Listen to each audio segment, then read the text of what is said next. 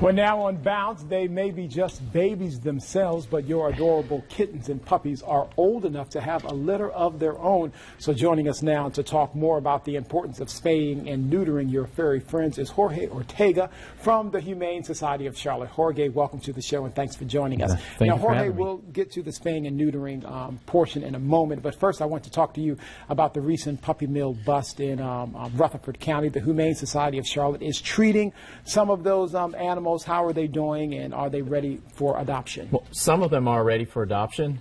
We had 56 of them come in last Friday, many of them with very severe medical conditions, from dental to eye infections to skin infections.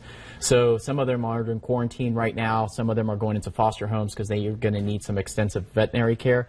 But they are starting today, actually. Some of them have been able to go up for adoption. That's good. That's good. So out of the 56, how many do you think will be available for adoption? We'll probably have about 20 or so this week, by the end of this week, available for adoption. Okay. So for those folks who are interested in wanting to help some of those puppy mills, just stay tuned to our website, and they should be able to find that information. Good, good. Thank you for the work you're doing. But now let's get back to spaying and neutering. Right. Now tell me, why is it so important for that process to be done? Well, it's important to, one, is to avoid the overpopulation of unwanted animals that we have in our community. I mean, there's about 15,000 animals entering the shelter system in Charlotte.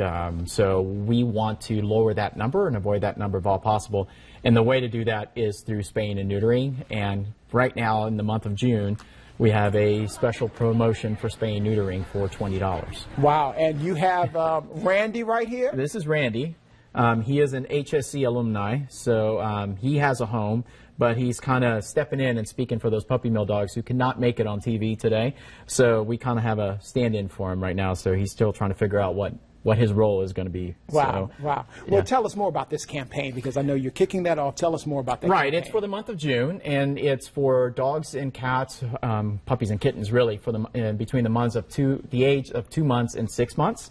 And what we really want to do is help those folks who cannot afford expensive spay and neuter surgery so they can get their puppies and kittens altered, so we can avoid having those unexpected litters, and then in return having to surrender them into a shelter system. So if we can help these individuals with a $20 spay or neuter, that's what this whole program is about. And this has been going on for quite some time. Do you think that people are getting the message? Are you seeing a difference? Oh yeah, we have definitely been seeing a difference in the intake of numbers coming into the shelter system. That is reducing, and I think it has to do with the spaying and neutering that we're doing. There are several spay-neuter clinics, low-cost spay-neuter clinics in the city of Charlotte, and between all of us working together, we are starting to see a difference in those numbers.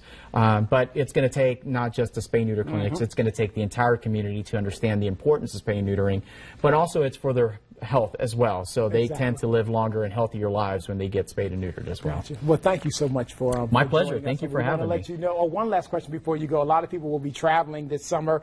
You know, speaking of summer months, what are some good options for pet care? Well, the most important thing, if you're traveling with your dog in your car, do not leave your dog in your car. So do not leave an animal in a parked car, even if you're cracking the windows, even if you're going to be in the store for 10 minutes. Do not do that.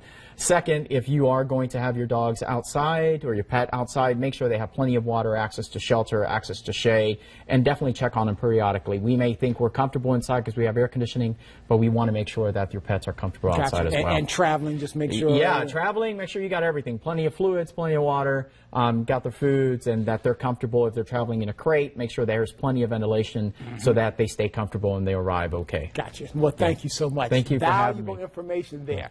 Well, stay with us, because next